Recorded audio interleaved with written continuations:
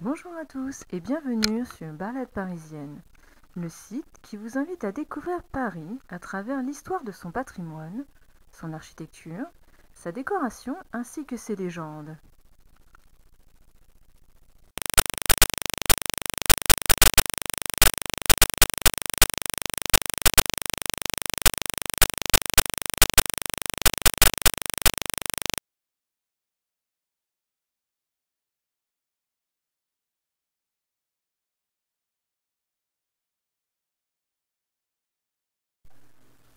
Après avoir fait disparaître les théâtres du boulevard du Crime, le baron Haussmann demande à l'architecte Gabriel Daviau d'édifier 2 bâtiments identiques sur la nouvelle place du Châtelet.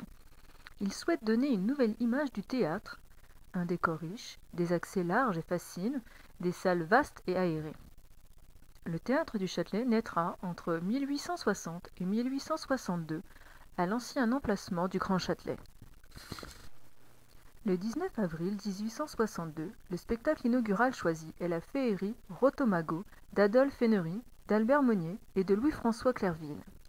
Elle est donnée en présence de l'impératrice Eugénie. Avec ses 2500 places et une scène de 24 mètres par 35 mètres, ce théâtre devient la plus grande salle de Paris. Il se distingue également par ses qualités acoustiques dues à sa coupole de verre réfléchissant les sons. L'orchestre, installé sur une forte pente, devient visible, bien que de nombreuses colonnettes gâchent le spectacle. L'édifice sert d'écrin à des productions diverses et éclectiques. En 1863, l'acteur Frédéric Lemaître y joue Don César de Bazin. Les Parisiens purent assister à la mise en scène de romans tels que Germinal d'Émile Zola, La Reine Margot d'Alexandre Dumas, Le Bossu de Paul Féval ou Le Juif errant d'Eugène Sue. Le 6 février 1869 a lieu le 7e bal masqué du Carnaval de Paris, donné par Olivier Métrain. Le dimanche, à partir de 1873, le théâtre abrite les concerts Colonne, dirigés par Édouard Colonne jusqu'en 1910, qui présentent des œuvres de compositeurs français tels que Bizet, Saint-Séance, Lalo, Massenet, Ravel, ainsi qu'étrangers comme Wagner, Berlioz, Liszt, Schumann, Brahms ou Mendelssohn. Les spectacles Michel Strogoff, datant de 1876 et Le Tour du monde en 80 jours datant de 1880, sont régulièrement joués, et cela jusqu'à la Seconde Guerre mondiale. Des compositeurs comme Tchaïkovski, Grieg, Richard Strauss ou Debussy viennent y orchestrer leurs propres œuvres.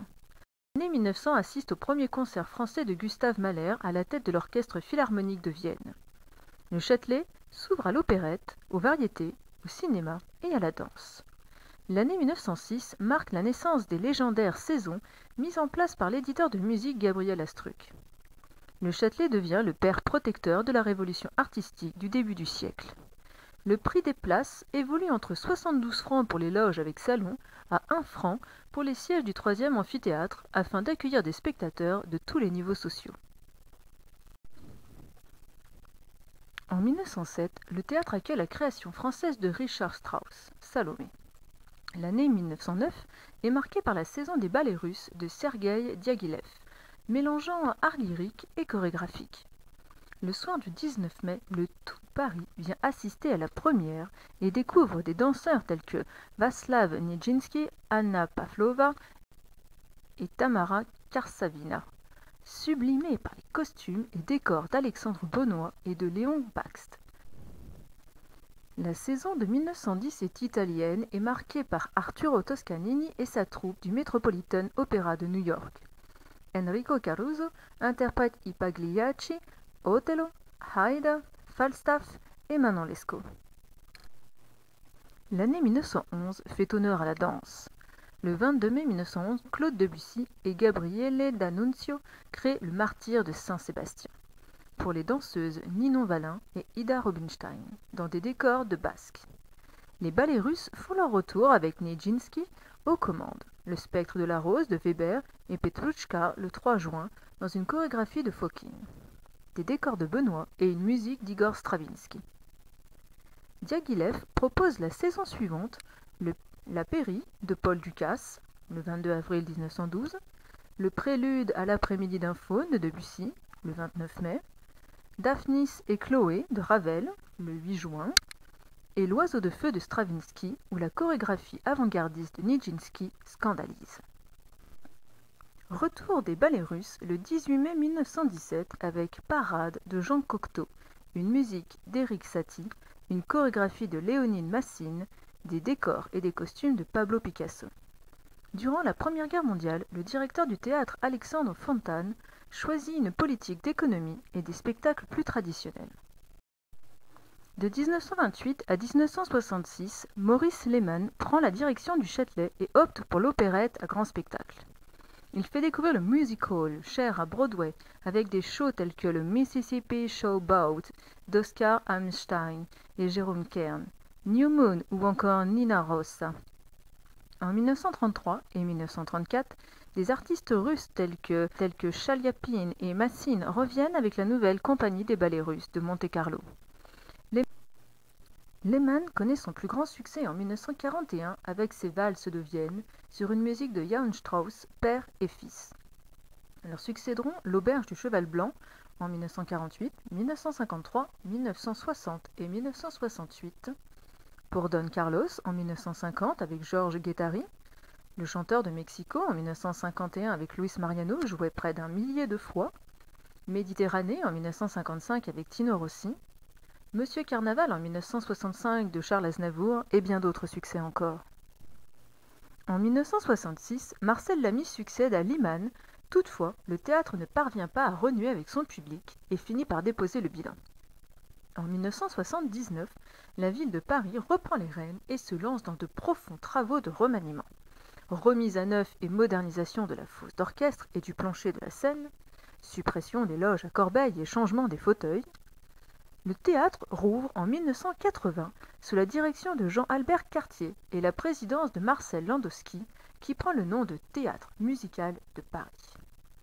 Le théâtre du Châtelet doit attirer un plus vaste public et s'ouvre dans un premier temps à de nombreuses productions françaises et étrangères ainsi qu'à diverses manifestations, comme le Festival d'automne, le Festival de danse, le Festival de poésie, le Festival de jazz.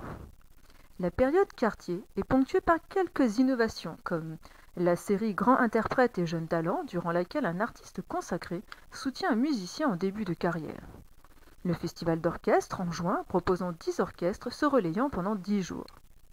Les opéras d'1 heure, présentant à 18h30 des œuvres contemporaines, ou les séries thématiques autour d'un compositeur, d'une époque ou d'un pays. Cette programmation variée, mélangeant opéra, opérette, comédie musicale, ballet, concert, récital, rajeunit l'image du Châtelet et attire par conséquent un public beaucoup plus jeune. Par exemple, la chanteuse Barbara y donnera de nombreux concerts. En 1988, Stéphane Lissner est nommé à la direction. Nouvelle phase de travaux. Amélioration de l'acoustique de la salle, du confort pour les spectateurs et visibilité de la scène. En septembre 1989, Gérard Garouste peint le nouveau décor du rideau de scène, tandis que le foyer se part d'une fresque de Valerio Adami. Le théâtre en profite pour reprendre son nom d'origine. Lissner veut renouer avec le projet initial du théâtre, soit proposer toutes les formes de spectacle et les genres musicaux variés. Des metteurs en scène tels que Luc Bondy, Stéphane Braunschweig, Patrice Chéreau, Adolphe Dressen, Peter Sellers ou Robert Wilson travaillent avec des chefs d'orchestre comme Daniel Barenboim, Pierre Boulez, William Christie ou Esa-Pekka Solon. L'Orchestre de Paris et l'Orchestre philharmonique de Radio France élisent résidence au Châtelet. En 1998, le théâtre ferme le temps des travaux de modernisation de la cage de scène. Il rouvre ses portes en octobre 1999 sous la direction de Jean-Pierre Brosnan, subtilisé à l'Opéra national de Lyon. À travers ses programmations, il offre une grande diversité de spectacles. Il coproduit, voire co-réalise des séries de concerts avec Radio France et l'Orchestre philharmonique, les orchestres du monde avec IMG, les concerts du dimanche matin au piano, etc. La Cinémathèque de la danse présente 4 ou 5 films par an. Dès 2002, la cérémonie de remise des Césars du cinéma s'y organise. En 2003, les Troyens de Berlioz connaissent un grand succès. Retour d'Offenbach avec La Belle Hélène et la Grande Duchesse de Gerolstein. En juillet 2006, Jean-Luc Choplin prend la relève et promet de conserver l'image d'excellence détenue par le théâtre. Ce dernier fait appel à des artistes contemporains tels que le plasticien russe Oleg Kulik, le vidéaste Pierrick Sorin, le réalisateur David Cronenberg.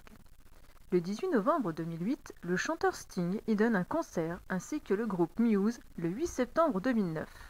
La même année, une scène du film Le Concert avec Alexei Gouskov et Mélanie Laurent est tournée dans le théâtre. Le concert final de l'orchestre du Bolchoï. Le spectacle de Stephen Sondheim, A Little Night Music, en février 2010, est joué à guichet fermé. De 2017 à 2019, le théâtre ferme de nouveau ses portes afin de se refaire une beauté et surtout afin de se mettre aux normes. Ruth Mackenzie et Thomas Loriot-Di-Prévost prennent la direction.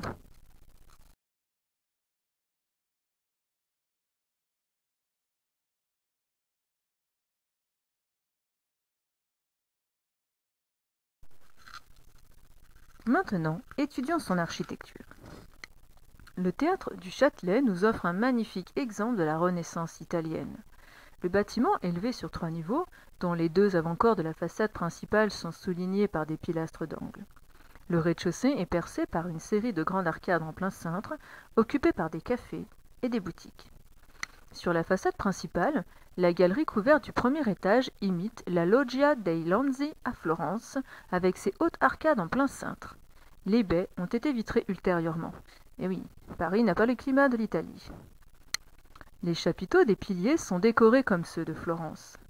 Dans les écoinçons sont gravés des médaillons portant le N impérial, entouré de feuillage.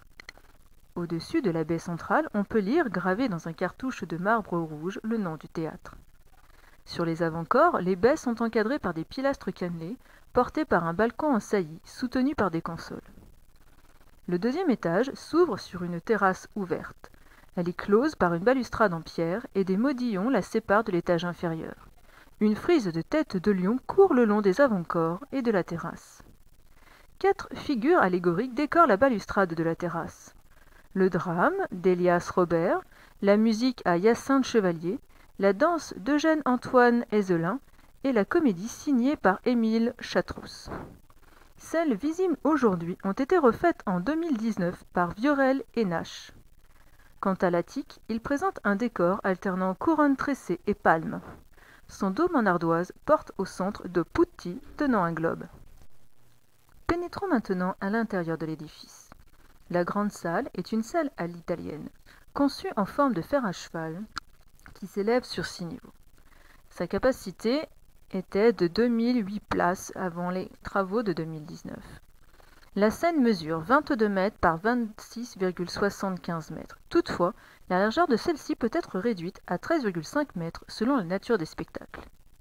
Le rideau de scène fut peint par Gérard Garouste en 1980. Cet écrin de rouge et d'or est illuminé par un immense lustre en cristal.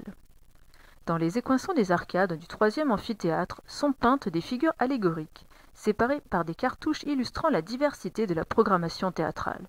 Danse, opéra, féerie, musique, drame, tragédie, comédie, vaudeville et pantomime.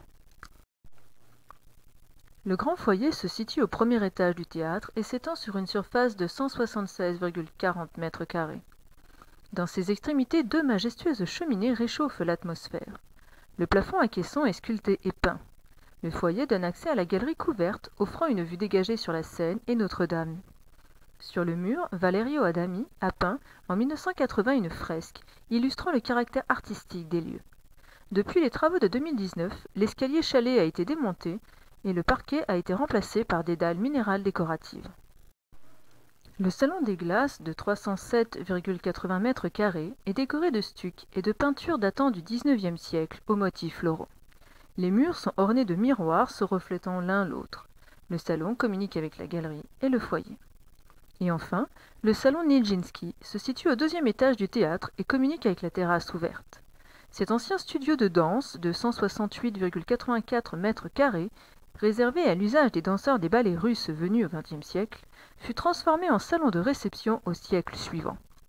Depuis la terrasse, le visiteur a une vue panoramique sur la place du Châtelet, le théâtre de la ville, la tour Saint-Jacques et l'île de la Cité. Je vous remercie d'avoir regardé cette nouvelle vidéo de balade parisienne. J'espère que la visite vous a plu, que vous avez découvert un nouveau monument avec joie. Et j'espère surtout vous retrouver très prochainement dans une nouvelle vidéo. En attendant, je vous dis à bientôt!